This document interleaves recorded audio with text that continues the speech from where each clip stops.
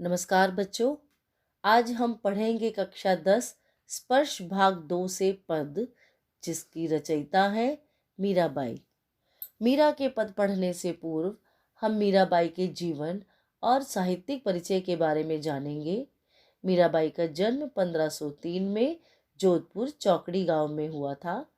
भौतिक जीवन में लोक कथाओं के अनुसार अपने जीवन में निराशा से और दुखों से मुक्ति पाने के लिए मीरा घर परिवार छोड़कर वृंदावन में जा बसी थी और गिरधर गोपाल कृष्ण के प्रति समर्पित हो गई थी।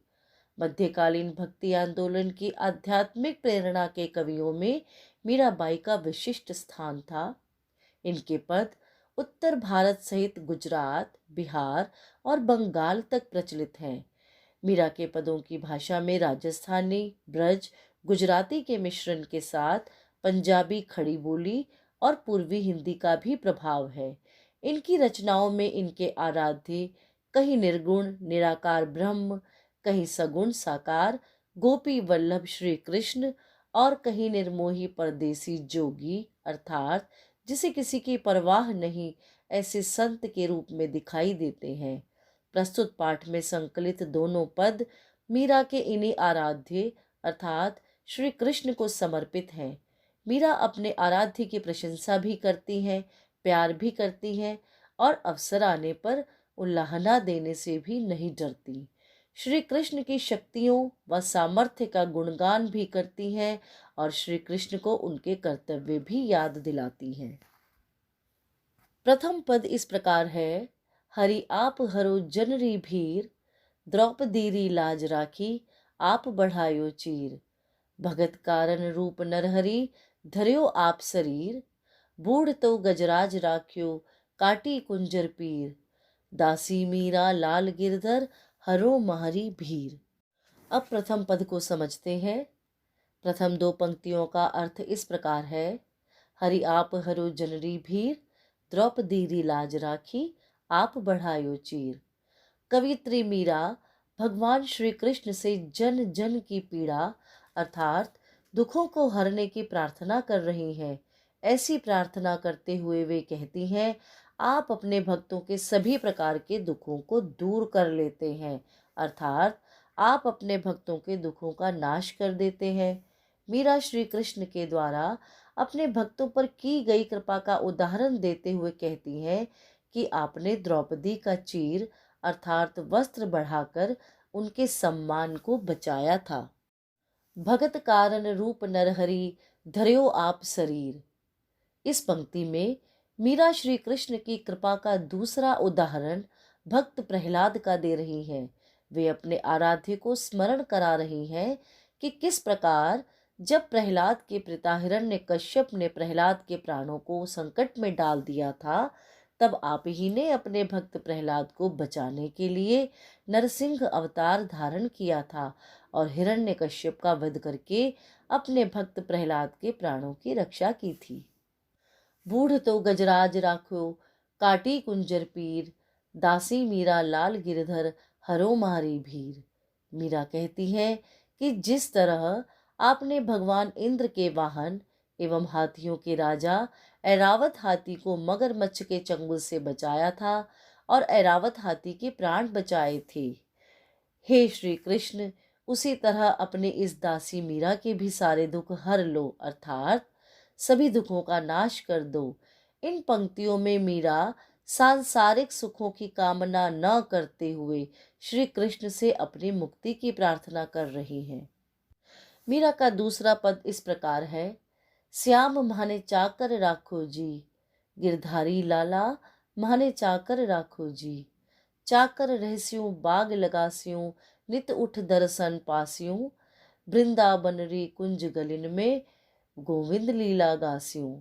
चाकरी में दर्शन पास्यों, सुमिरन पास्यों खर्ची। भाव भगति जागीरी पास्यों, तीनों बाता सरसी। मोर मुकुट पीतांबर सोहे, गल बैजंती माला। बिंद्रावन में धेनु चरावे, मोहन मुरली वाला। ऊंचा ऊंचा महल बनाव, बिच बिच राखूं बारी। सांवरियारा दर्शन पास्यों, पहर कुसुम्बी साड़ी। आधी रात प्रभु दर्शन दीजो, जमुना जी रे तीरा, मीरा रा प्रभु गिरधर नागर, हेवड़ो घणो अंधीरा। इस पद की व्याख्या इस प्रकार है। श्याम माने चाकर राखो जी, गिरधारी लाला माने चाकर राखो जी।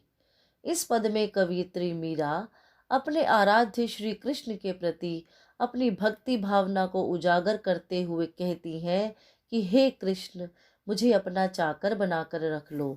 अर्थात मीरा किसी भी तरह श्री कृष्ण के समीप रहना चाहती हैं, फिर भले ही उन्हें श्री कृष्ण की सेविका अर्थात नौकर बनकर ही क्यों न रहना पड़े। चाकर रहस्यों बाग लगास्यों, नित उठ दर्शन पास्यों, बिंद्रावनरी कुंज गलिन में गोविंद लीला गास्यों।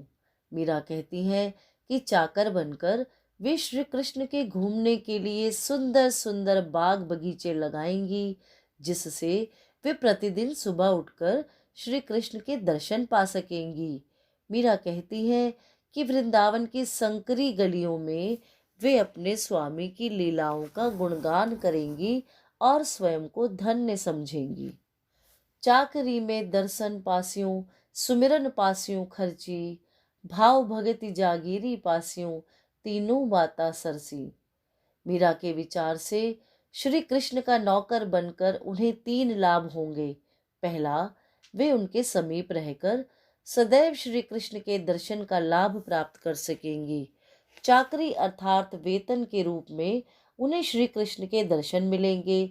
दूसरा, उन्हें अपने प्रिय की याद नहीं सताएगी, क्योंकि नाम सुमिरन रूपी खर्ची भी उन्हें मिलेगी।